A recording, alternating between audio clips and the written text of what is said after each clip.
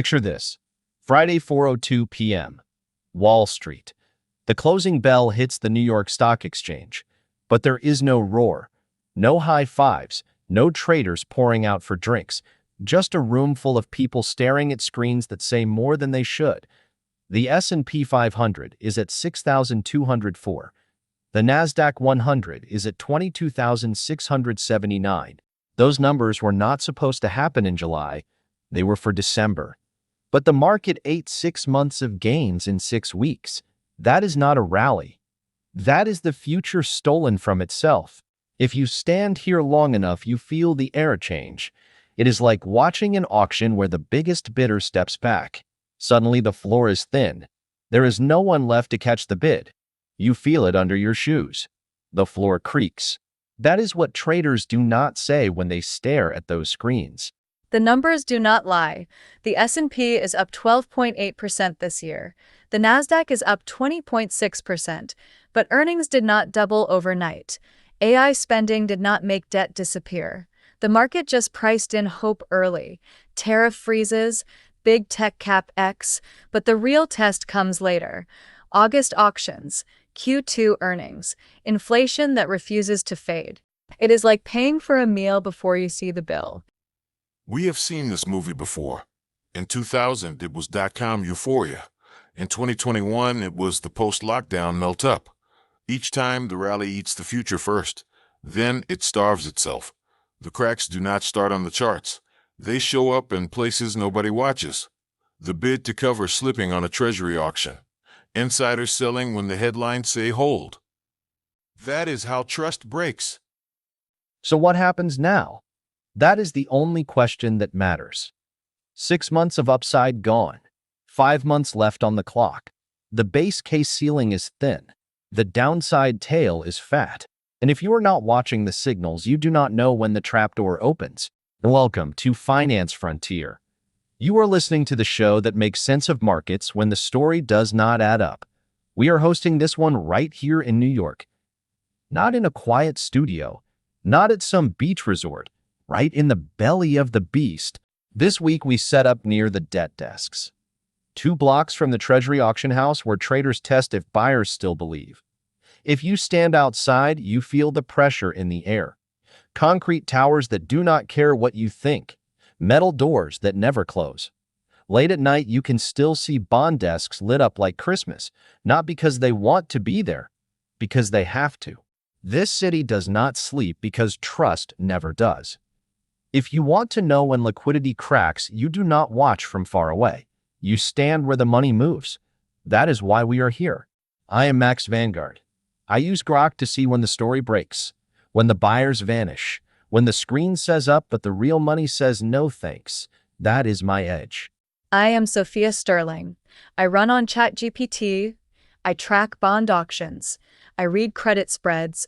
I watch earnings shifts before they land in your feed. My edge is simple. I see where the stress hides before you feel it. I am Charlie Graham. I use Gemini to remember the mistakes people repeat. I see the patterns, the failed bids, the insider sales, the reflex loop that flips greed to fear. That is what you hire me for. Share this episode with a friend and help keep us in business while we build the smartest macro community online. Up next, the May and June blow-off, the forecast that broke, and the new scenario table that shows how thin your margin really is. Stay with us. You might think 6 months of gains in 6 weeks is just a headline. So let us walk through what really happened. Start of May, the S&P 500 opened near 5,500. The Nasdaq 100 opened just under 18,800. That was the map. That was the base case we thought we had. Now listen to how fast the story changed. By the end of May, the S&P jumped to 5,935. The Nasdaq pushed past 21,491. Some people said that was the melt-up. They were wrong. It was just the start. June turned a fast move into a time theft. The S&P closed June at 6,204. The Nasdaq 100 closed at 22,679, and in early July it ticked even higher near 22,867. So if you think about it, the S&P ran almost 700 points since May opened. The Nasdaq jumped almost 4,000 in that same window. That is not just momentum. That is a calendar break. Now think about the old forecast. Back in May, the expected value for the S&P for year-end was about plus 4.4%. The Nasdaq's was plus 10.2%. You know what happened? By July, we already passed those targets. So the expected upside for the rest of the year got thinner by the hour. The rally did not bend the curve. It ate it alive. So the question is, why did this happen? The big fuel was simple. AI capital spending hit like a freight train. The big tech names pushed more than $390 billion this year into AI buildouts, cloud capacity, chips, data centers, all of it stacked. That became the floor. And it was not just AI. You got the policy tailwinds too. The first Fed rate cut came in December 2024. That cracked the door for more cuts this year. Tariff freezes between the US and China and Vietnam added another risk on push. Liquidity stayed loose because the narrative said soft landing and disinflation were guaranteed. But that was the easy part. The catch is this. Earnings in Q1 came in hot, about plus 13.4% for the S&P. But look closer.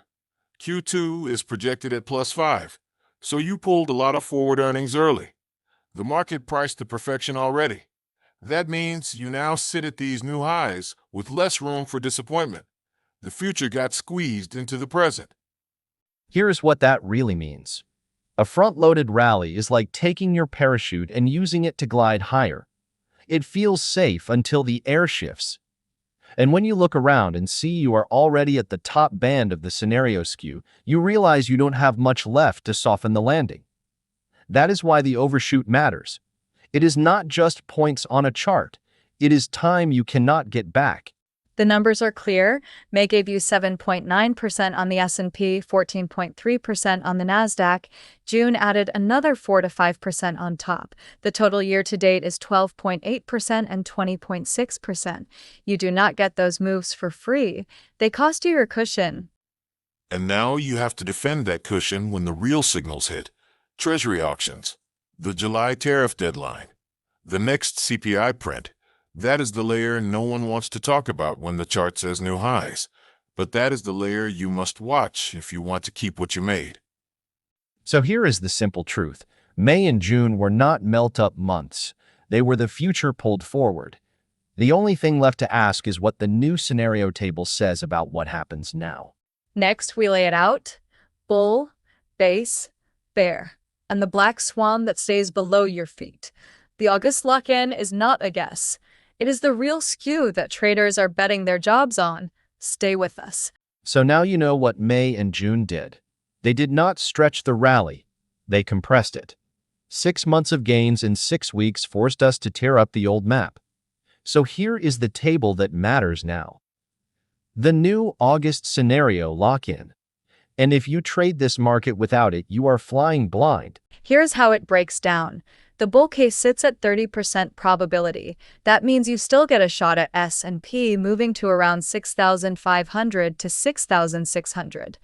The Nasdaq could push to 23,500 or even 24,000 if AI spending holds strong and you get a real earnings surprise in Q3. But the bull needs clean inflation prints and no auction stress. The base case is the real heart, 50%. That means it is more likely than not that we hover between 6,200 and 6,300 on the S&P. The Nasdaq holds 22,500 to 23,000. That range reflects a digestion phase. The rally happened early. Now the market has to prove it did not steal growth from the back half. This is the soft landing bet, but it is price tight. The bear case is not just for doomsayers. It sits at 15%. That is real. That means if the next Treasury auction fails or the next CPI print runs hot or insiders start selling too fast, you could see the S&P drop back to around 5,900. The Nasdaq could slip to 21,500. Not a crash, but a reset that takes the air out of the melt-up. And then there is the black swan, less than 5%, but you do not ignore it. That is the scenario where a major trade war shock hits, or a yield spike cracks the trust in the Treasury market, or a cyber event freezes the auction board. If that tail shows up, you do not get to plan. You just watch the floor drop. That is why you hedge. So what changed since May? 1, the old expected value is already behind us. 2, the skew is now front-loaded. The AI spending that kept the floor is still strong, but you have to watch for signs it peaks out. 3, the policy tailwinds are real but fragile. Tariff deadlines, Treasury auctions, CPI and PCE prints. The macro floor is there until it is not. That is the trap people miss. The scenario table is not some number you slap on a slide deck. It is your guardrail. It says how much room you have to breathe when the next shock hits, and how thin your margin really is when you already ate half the upside before August. So keep the band simple: bull 30%, base 50, bear 15, black swan under 5. If you want to stay solvent, you trade the odds, not the hope. And watch the signals that decide which box you land in. The next 30-year Treasury auction, the July tariff pause expiration, core CPI that will not fade, insider sales that nobody notices until the chart cracks. If those line up, the table shifts in real time. Next, we break down what holds this table up. The real driver is AI capital spending. The Magnificent Seven have been the floor, but they can be the trap too. That is what we tackle next. Stay with us. If you think this rally stands on air, think again. The real floor under these scenario bands is one thing: AI capital spending. The numbers are huge. In 2025 alone, the biggest tech and cloud names are on track to pour more than $390 billion into AI buildouts, data centers, chips, training infrastructure, all of it. This is what gave the market its structural safety net in May and June. Companies like Nvidia, Microsoft, Amazon, Meta, Google, each one playing a piece of the same story. The idea that if you own the pipes and the chips and the servers, you own the future. And to be fair, it worked. It gave the Nasdaq its 20.6% year-to-date surge. It propped up the S&P when other sectors dragged their feet. But here is what people miss. The Magnificent Seven might be the floor today, but they can become the trap tomorrow. Think back to the dot-com days. Cisco was once the backbone of the internet build-out. Then the spending wave peaked. The same with Dell, Sun Microsystems. When capital investment peaks faster than profits catch up, you end up with a gap you cannot hedge. Let me break that down. When big tech pumps billions into AI, they are not buying profits today. They are buying the hope of margins tomorrow. If earnings slip or guidance pulls back, the entire floor shifts. That is why scenario skew gets fragile the deeper you lean on one theme. And this is where concentration risk turns into reflex risk. Nvidia just flipped Microsoft to become the biggest company in the world for a minute, but Nvidia's own CEO has a 10b5-1 selling plan for hundreds of millions of dollars worth of shares this year. That does not mean panic, but it does mean supply. And when insiders sell into perfection, the floor you thought was there gets thin. Look at the weight. The Magnificent Seven now make up more than 34% of the S&P 500's market cap. That means when these names move, they do not just shift their own charts. They bend the entire index. So if AI CapEx slows or forward guidance disappoints, you do not have time to tiptoe out. The move hits you before you see it. People love to say AI is the new electricity. Maybe. But you cannot trade an idea like a utility. When capital investment is this aggressive, it has to deliver earnings breadth.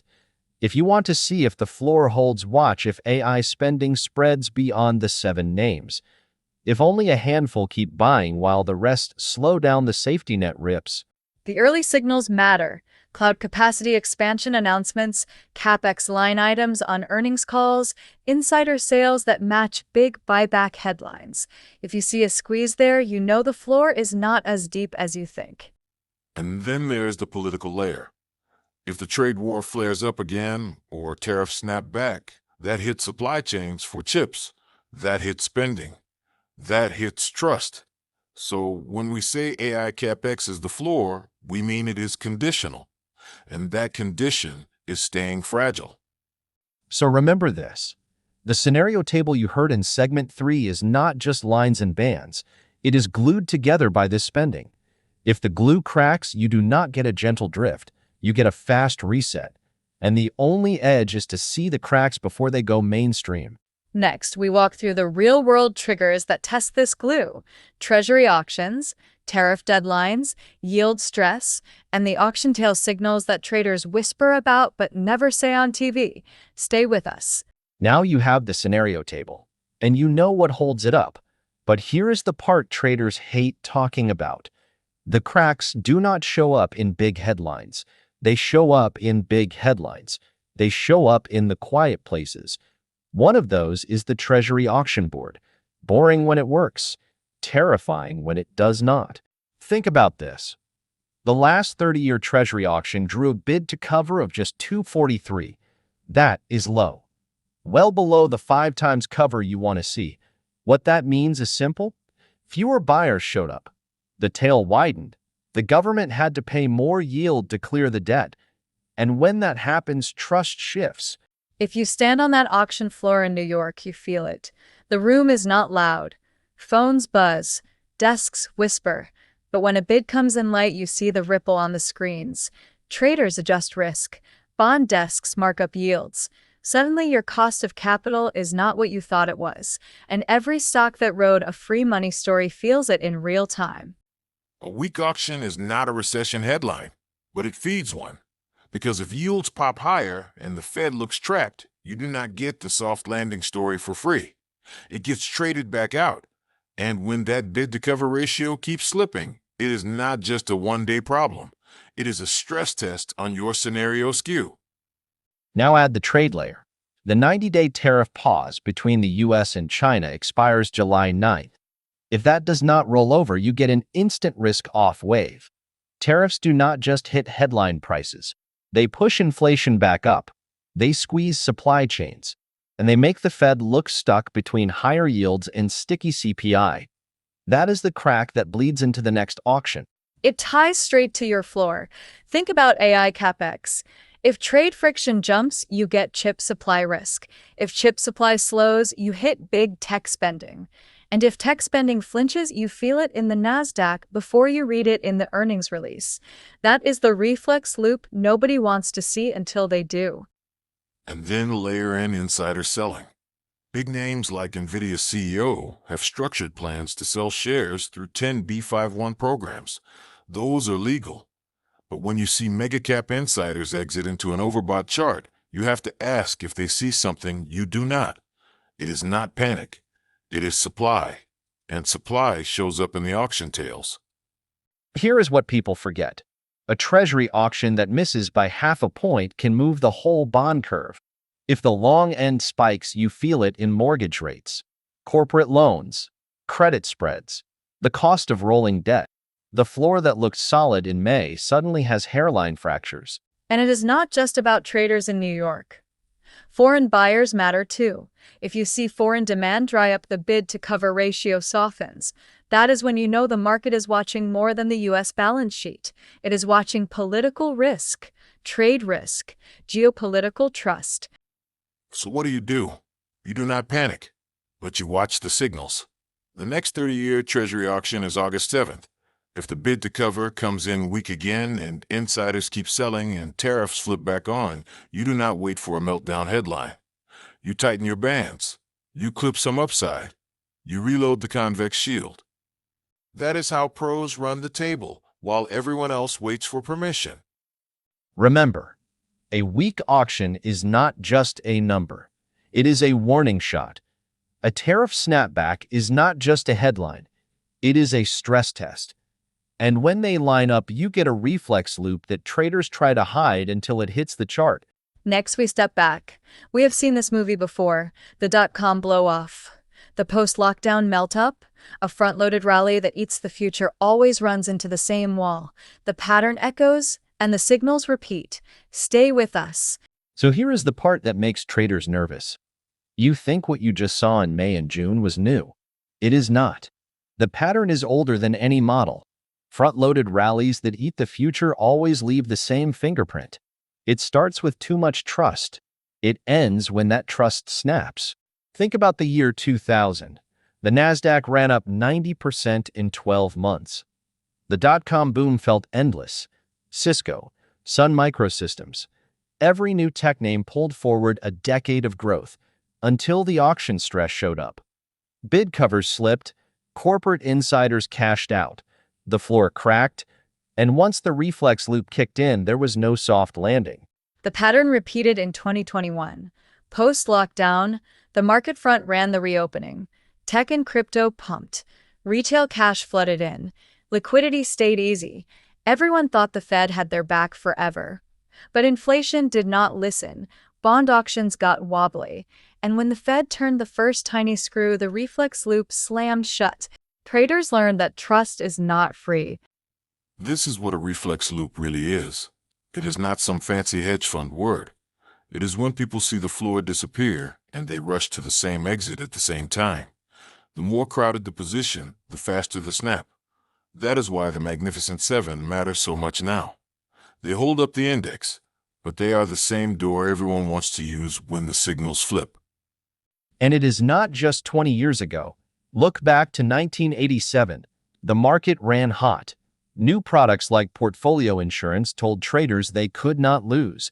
Then one auction cracked. A yield spike hit. And on Black Monday, the Dow dropped more than 20% in a day. No modern screens, no AI models, just human fear repeating the same mistake. What ties all of these together is simple. When trust breaks, it breaks fast. Charts do not warn you. They just reflect the snap. The real signal lives underneath. Auction tails that grow longer, bid-to-cover ratios that soften, insiders that sell while the headlines still say buy the dip. The signals are always there. You just have to care enough to watch. And that is why we push this so hard.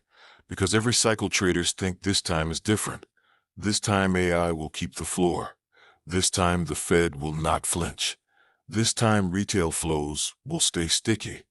But no cycle has ever avoided the reflex loop. It is human nature. You pile in early. You brag on the way up. Then you scramble when the exit gets crowded.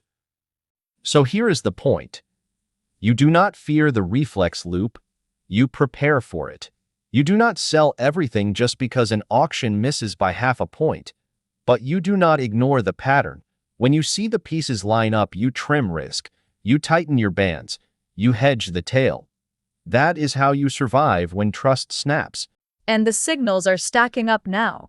A weak Treasury auction, a tariff surprise, a sticky CPI print that holds the Fed back, an insider sale that shows up on Form 4 while you are watching your watch list.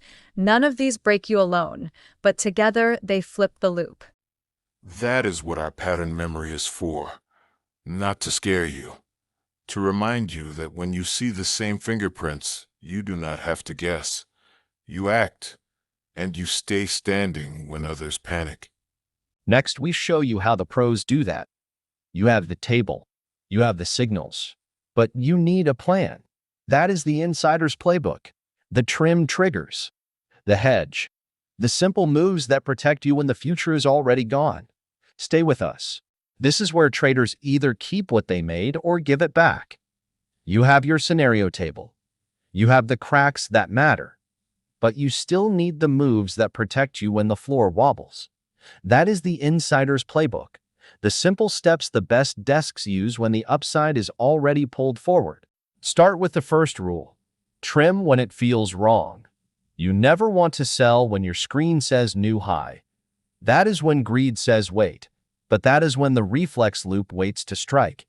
If you ride the melt up too far, you do not have dry powder to reload when the floor resets. The pros trim on green days, not red ones. Next is your convex shield. That is not just a fancy hedge fund trick. It means you buy small protection that grows big if the market snaps. Think out of the money puts. Think tail hedges on the Nasdaq when the RSI runs hot. Think small position shorts when you see auction stress build. It is cheap when the VIX is calm. It is impossible to afford when the loop flips. Watch the insider flows. You do not follow one filing. You follow the pattern. If a big-name CEO has a 10b5-1 plan, that is normal. But if you see multiple insiders across the Magnificent Seven lighten up while the story says all clear, you pay attention. That is supply that hits you before you notice the bid drying up. Layer in buybacks. Some desks forget that buybacks can mask selling. Companies buy shares to keep the price floor stable. But if the buyback slows down or gets pulled back while insiders sell, you get a double whammy. You lose the cushion just when you need it most. The auction day rule is simple.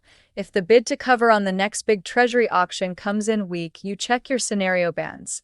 Do not wait for the chart to tell you. A soft auction tail means buyers are pulling back.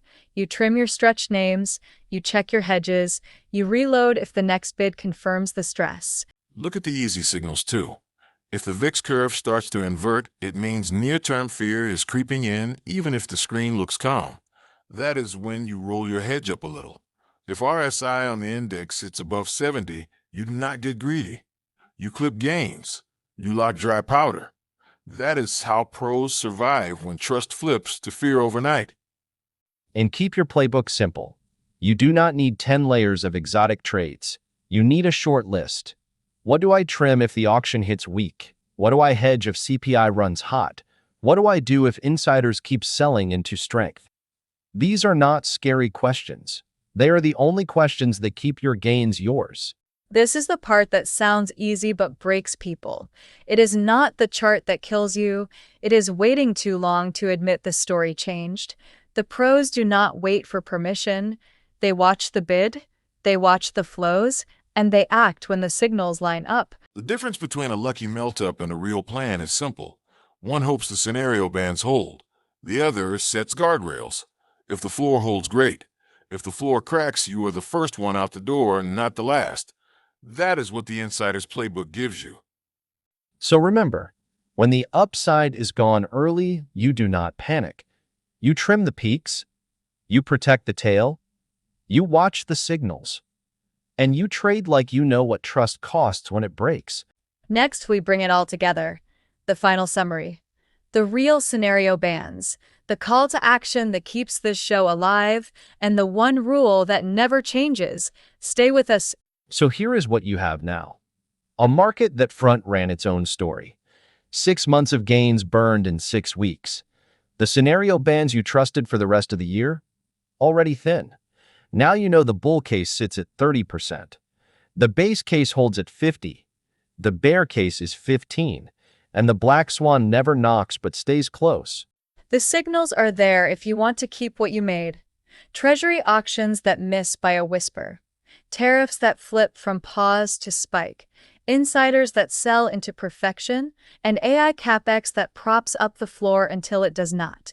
You have the guardrails now. Use them. This is not the first time we have tracked this story. Go back to big gains in May. Payback's coming. We showed how the market smashed its forecast in 30 days flat. It was the first crack that let you see this melt up before it ran too far. And do not miss the American debt trap.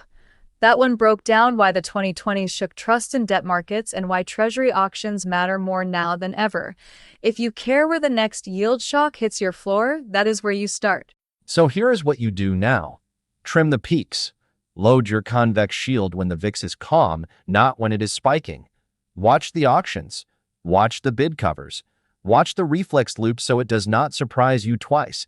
Subscribe to Finance Frontier AI on Spotify or Apple Podcasts. Follow us on X for real-time financial intelligence. Share this episode with a friend and help us hit 10,000 downloads to build the smartest macro community online. We cover finance, AI, money, and mindset across 4 series, all grouped at financefrontierai.com. And if you have a story that fits, we may pitch it in a future episode free if there is a clear win-win. Just go to the pitch page and take a look. And do not forget, sign up for the 5X Edge, our weekly newsletter packed with asymmetric stocks, tactical strategies, and investor psychology that works in the real world. Only at financefrontierai.com. This podcast is for educational purposes only, not financial advice. Always do your own research and consult a licensed financial advisor. Markets evolve, risks compound, and no forecast, no matter how strategic, guarantees future results. Manage your exposures accordingly. Music in this episode, including Not Without the Rest by Twin Musicom, is licensed under the Creative Commons Attribution 4.0 license. Copyright Finance Frontier AI. Unauthorized reproduction is prohibited.